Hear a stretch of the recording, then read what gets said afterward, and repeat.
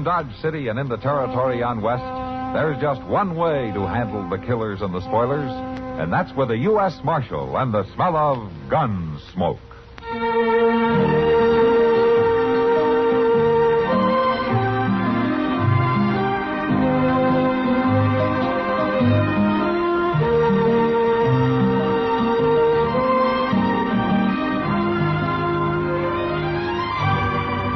Gunsmoke, starring William Conrad, the story of the violence that moved west with young America, and the story of a man who moved with it.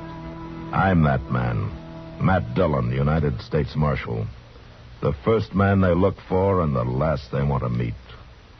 It's a chancy job, and it makes a man watchful and a little lonely.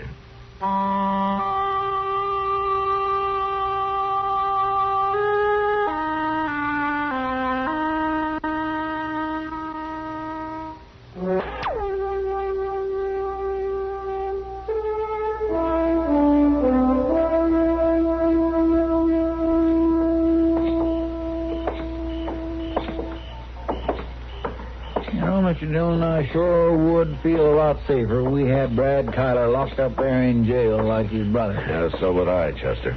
You'd think if he was around town, somebody would have saw him. Maybe he doesn't want to be seen. It's a mighty upsetting feeling not knowing if any minute you might get a bullet in the back. And that's probably the way he'll try it, too, in the back. Now, let's take another look in the Long Branch. I see.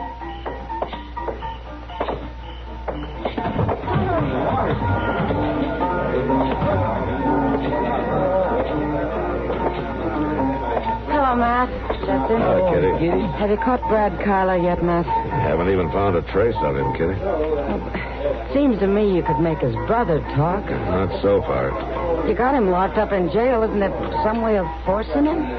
Take an axe handle to him, do you mean? Oh, no. Come right down to it, Miss Kitty. I don't think even that'd break him down. Them collar boys is tougher than army mules. Brad and Ray's both. They're just a pair of cold-blooded killers. Sure they are, and proud of it. Ray sits over there in his cell, brags about the things they've done, admits all of it. He says he'll never stand trial, though, that Bret will get him out before then. Oh, he's just bluffing, Matt. No, Bret will make a try, at least. Matt. Oh, hello, Doc. Hey, Matt, if you want to stop a big fight, maybe a killing, Yeah? you better move in on that poker game over in the corner. It looks peaceful enough to me. No, it isn't. It's crooked, Matt. I smelled it, so I pulled out just now. And some of the others are getting kind of Gunsmoke. Produced and directed by Norman Macdonnell, stars William Conrad as Matt Dillon, U.S. Marshal. See that old fellow over there by the wall? Yeah? With the fancy vest and the soles off his boots? Well, he's marked the deck somehow, the way it looks to me.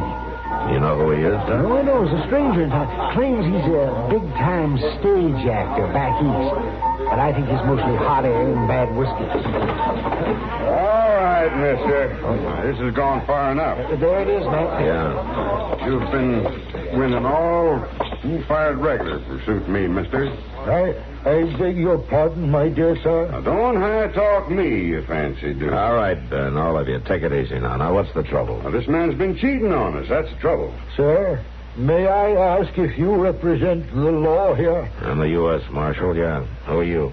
I, sir, have the distinction of being Edward Vanderman, a name with which you are no doubt familiar. No, I can't say that I am.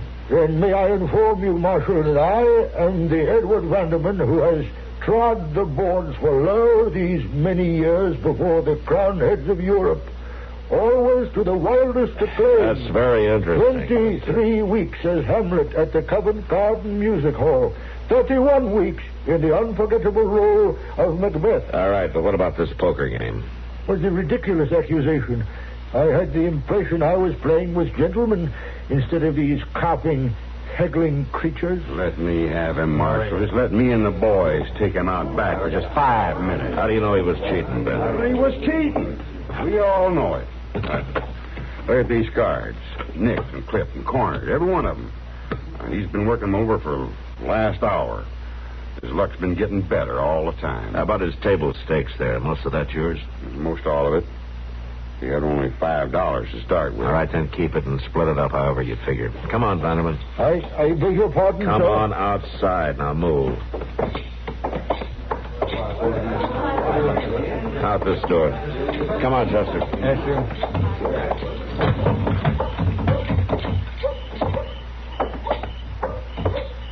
All right, Vanderman, I'm going to make this short. We don't like card sharps in Dodge. You get out of town tonight. Sir, I am not a card sharp. You were cheating, weren't you? I was... Well, yes, I was cheating. But it was out of desperation, sir. That and a drink on an empty stomach.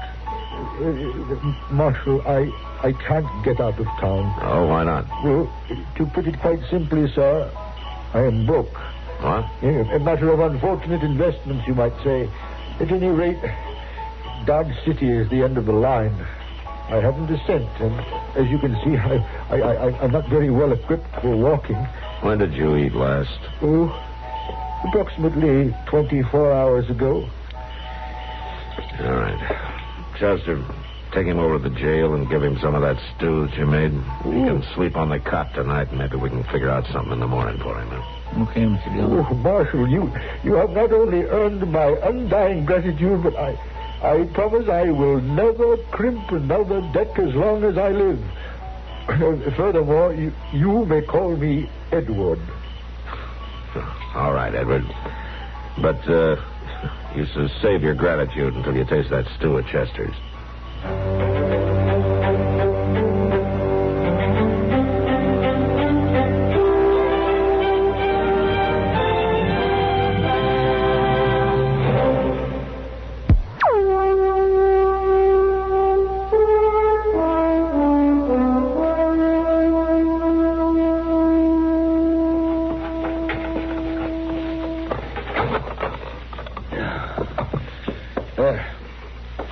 Marshal, you've gone clean out of your mind. You think so, Joe? Instead of running that old fellow out of town, you stand here and ask me to give him a job. Look, Joe, you need a waiter. You said so yesterday. And where else you going to find one who can fill in as cook if you want to take a morning off now and then? How do I know he can cook? Well, he says he can. Try him out. Well, what have you got to lose? My restaurant, maybe. If he was to take a notion to sell it while my back was turned. Oh, don't you worry about that, Joe. Nobody'd buy it once they got a look at all them cockroaches. I got no more cockroaches than anybody else in Dodge. Yeah, but yours is bigger. That's because the food here's better. Well, what do you say, Joe? Edward's waiting outside. You want to give him a try? I can't figure what you're up to, Marshal. Spending time trying to get some stranger a job ain't got much to do with law enforcement. Well, it might have in the long run. He was broke and desperate. That's why he cheated in that card game. And he's still broke and desperate. Now, how about it, Joe? All right, Marshal. Call him in. Thanks, Joe. Edward, come on in. Hey, Joe, just don't get in no card games with him. Why, that fella came Edward? from the bottom of the... This is Joe Carpy, your new boss. Mr. Carpy? It's $1 a day in grub, and he can sleep on a cot in the storeroom. You, sir, are overwhelming in your generosity. You can start out washing them dishes there. Very well. Unaccustomed as I am to exercising my unique talents in a scullery, I nonetheless approach the task at hand with a high heart and doughty courage. Where's the soap? Does he always talk this way? Yeah, mostly. Come on, Chester. Thanks again, Joe. Just one thing, Marshal. Behind this mask of frivolity, I am eternally grateful to you. Forget it, Edward. Your trust, sir, is not misplaced. I will not disappoint you. Drop by the jail when you get a chance, huh? Let's go, Chester. Come, my good man. The soap. Where's the soap?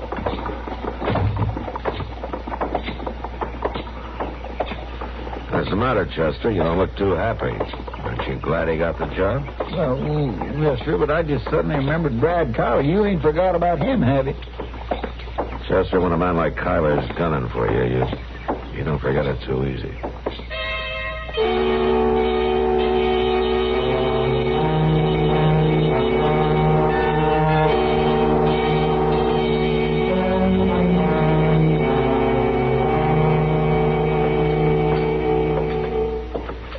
We got the tray all fixed, Mr. Jones. We can take it back to him whenever you're ready. All right, Chester, let's get it over with. swear it sure ain't much pleasure to fix supper for somebody that don't appreciate it. Race Kyler wouldn't appreciate anything we did for him. And still don't have decent mean about it. Yeah, being mean's what got him in jail in the first place. Race, here's your supper. What is it? That same slop you've been bringing every night? Well, Whatever it is, it's what you get. Take it or leave it. I'll take it. It'd make you too happy if I was to starve. All right, get back away from this cell door.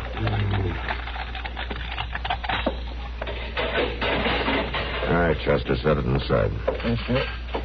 I can smell that stuff clear over here.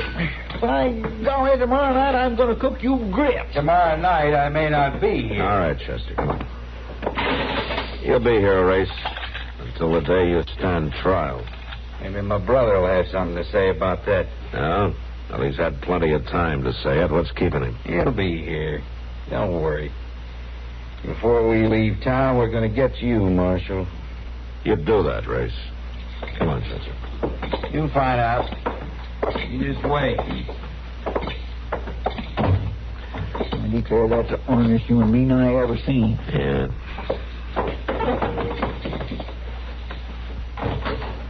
Marshal? Huh? Hey, come on in. What's the matter, Joe? Marshal, I ought to make you pay the loss yourself. What are you talking about? That gall-darn card sharp you got me to take on, he's gone. What? He took every cent out of the till along with him. Lord knows where he is by now. I got a pretty good idea where he is, Joe. And I wish I didn't.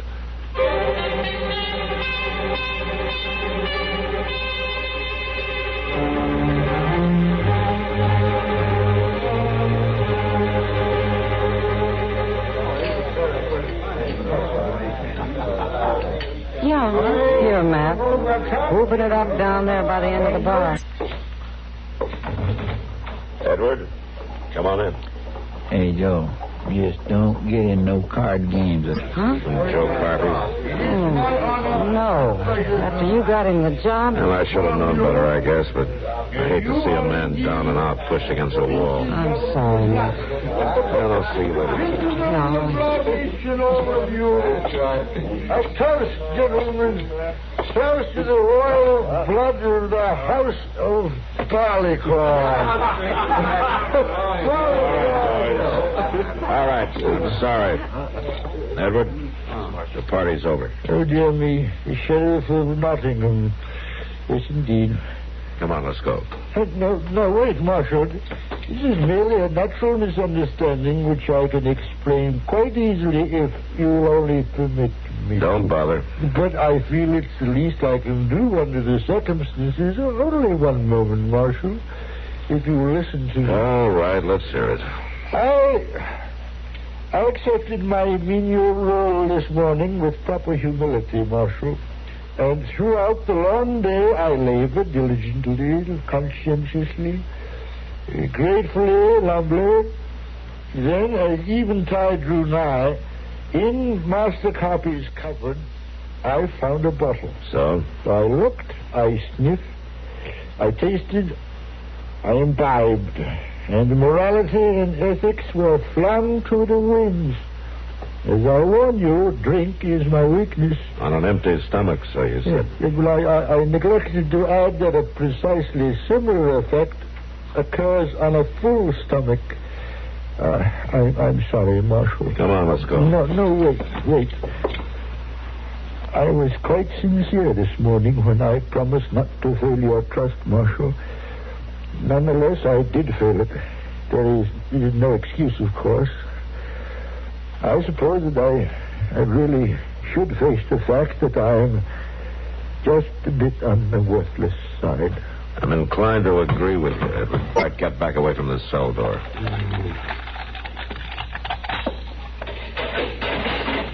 Brad Tyler, he's here, all right.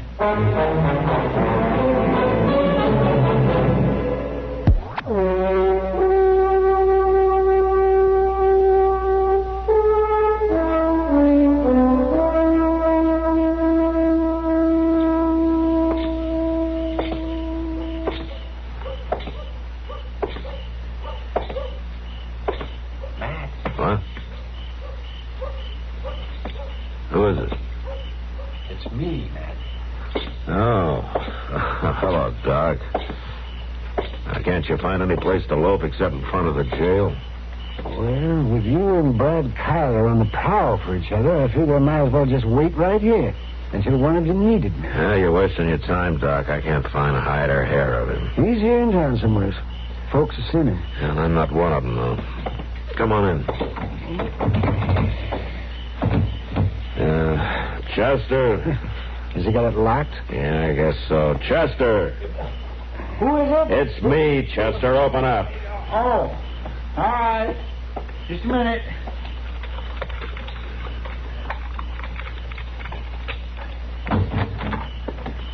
Hello, Doc. Yeah, Chester. Sure am glad to see you, Mr. Dillon. I've been sitting here at this rifle and jumping out of my skin every time an owl hooted. There are no owls this time of year, Chester. Well, I know that, Doc. It's just kindly well, did you find Brad Kyler, Mr. Dillon? No, not a sign of him, Chester. Race Kyler's been yelling for the last 15 minutes. He wants to see you when you come in. No? Man, poor old actor fella ain't had much to say. He just sits there in his cell, looks at the floor. I think he's feeling real remorseful for letting you down. Yeah, he should have thought of that before he stole the money. That's right, no, but I still think it's bothering him considerable. Chester! Oh, there, Race yelling again. All right, I'll go see what he wants. Boil up some coffee, will you, Chester? Yes, it won't take a minute. I got some water already. That's you, Chester? No, it's not Chester. Yeah. You finally got back. What do you want, Race? You didn't run into my brother, did you? If I had, he'd be in that cell with you right now. Marshal! Yeah, what, Eddie? Never mind him. I got a little business with you myself. No, Marshal, he's got a gun under that blanket. Your mouth shut. Drop the gun, Race. All right,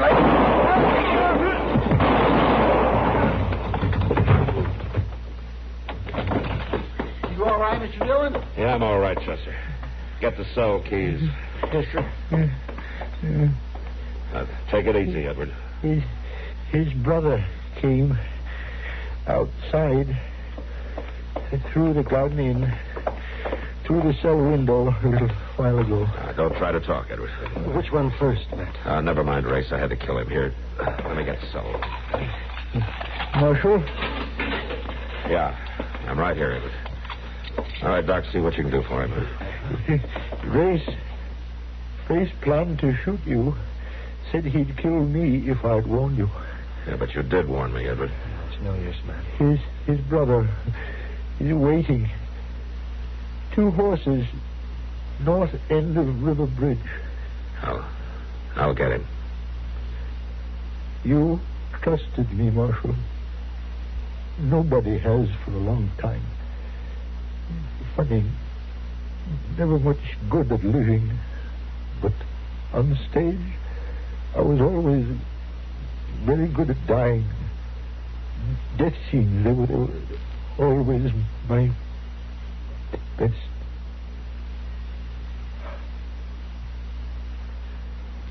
Edward?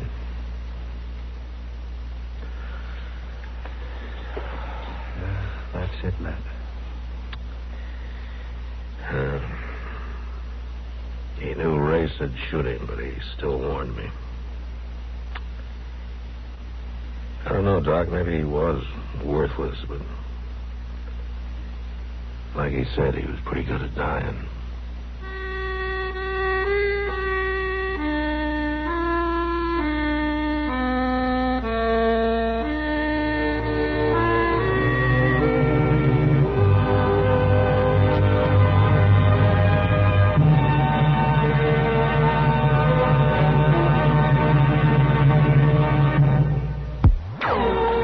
Gunsmoke. Produced and directed by Norman Macdonnell, stars William Conrad as Matt Dillon, U.S. Marshal. The story was specially written for Gunsmoke by Les Crutchfield, with editorial supervision by John Meston. Featured in the cast were John Daner, Vic Perrin, James Westerfield, and James Nusser.